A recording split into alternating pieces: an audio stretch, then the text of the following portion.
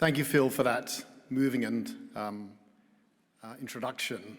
It's often hard to stand up here and hear those words said about you. You know, when you think back to when you were a graduate student, maybe sitting at a table like this, and the idea that you might be counted among people who've made discoveries seems almost impossible. But of course, it can happen to any one of us. And I'll never forget the moment that we sat in front of the monitor in Woods Hole and somebody said, "It's a liquid." Suddenly, so many problems in cell biology that had never made sense suddenly clicked into place. Just like Archimedes jumping out of his bath, shouting, "Eureka!" As scientists, we live for those moments. Our hearts start pounding, our palms become sweaty, and we suddenly realize that we've made a major shift. They're few and far between. It only happened to me once previously when I was a postdoc in San Francisco. And I spent 2 years trying to get a very complex experiment to work. And finally it worked, and I ran out of the microscope room with that feeling of heart pounding to find the professors, but they were all in a seminar. And I sat alone in the corridor until a random doctor walked past. And I pulled him into my microscope room, and I showed him what I discovered. I'm sure he didn't understand anything, but he was extremely polite and listened and nodded his head and congratulated me. My path to that moment had started when I came up to Cambridge to study for my PhD. And in those days, I was sent to the library, as all my fellow PhD students in Cambridge, to look for a project. And while I was there, I found a book, E.B. Wilson, The Cell in Development and Heredity, published in 1920. And it had summarized incredible work in cell biology between about 1870 and 1910 that had stayed dormant and undiscovered. And indeed, the book appeared, it hadn't been read for 50 years. When I took it off the shelf, the dust came off. And I think I felt a little bit like Howard Carter felt when he opened Tutankhamun's tomb. He was asked, "What do you see?" And he said, "Wonderful things." And I felt exactly the same way reading this book. Wonderful things, but so long forgotten.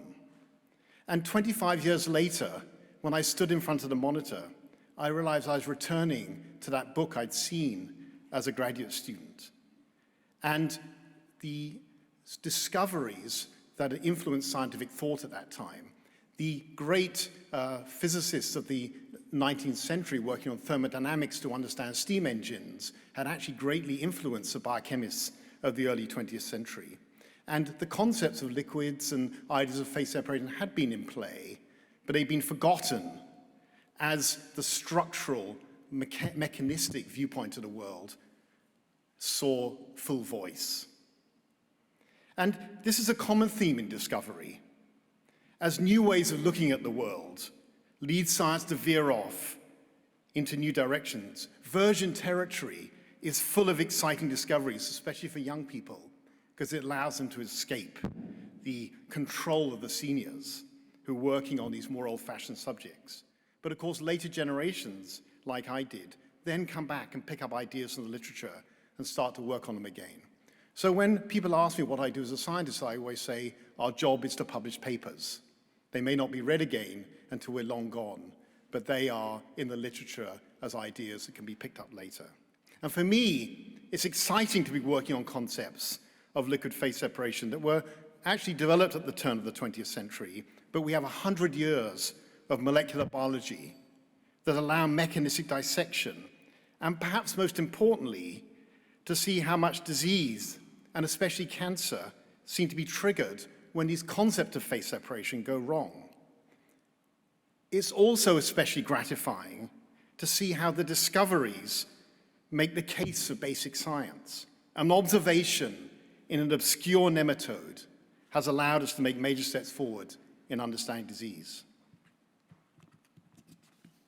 Peter Medawar has a wonderful comment in his 1967 book, The Art of the Soluble, in which he states, by the 1960s, anyone working on concepts of liquids or phase separation was considered slightly mad. And when I started working on phase separation, many people, although not great people like Phil, but there were others who thought, that I was mad.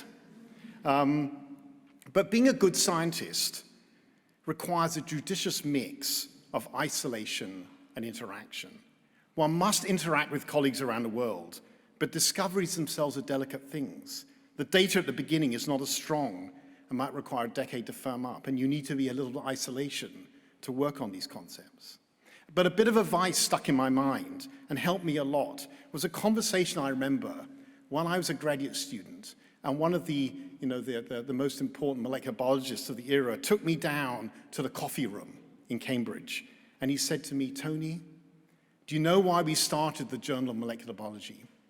It's because the Journal of Biological Chemistry wouldn't publish anything on DNA or molecular biology.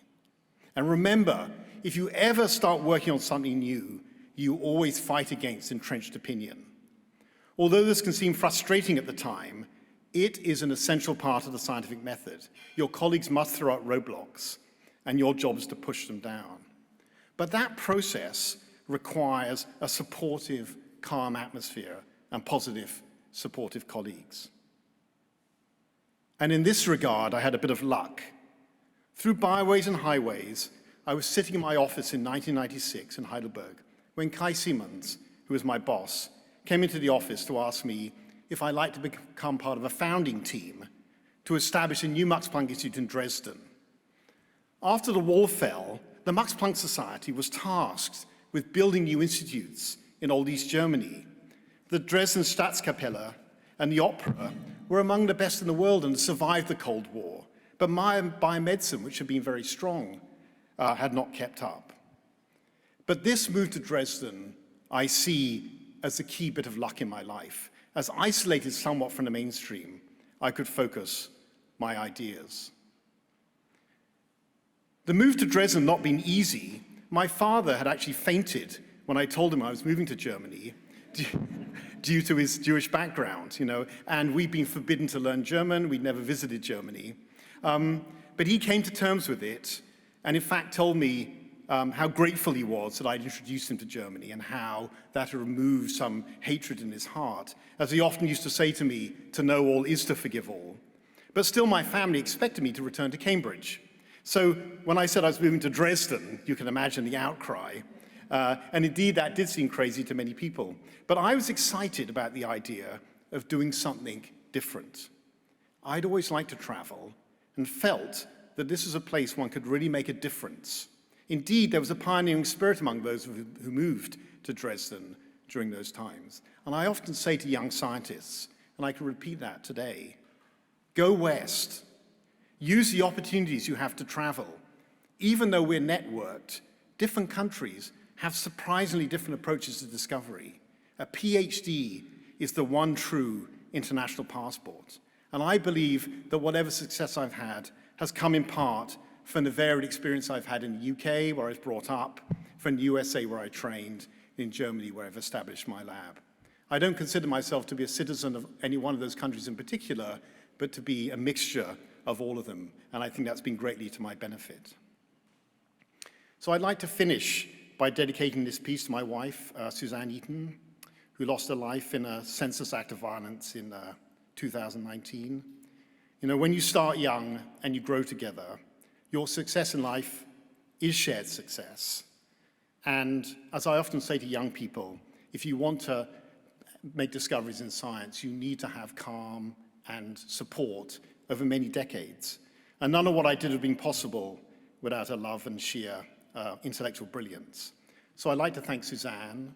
I'd like to thank the Hope Foundation for this honor.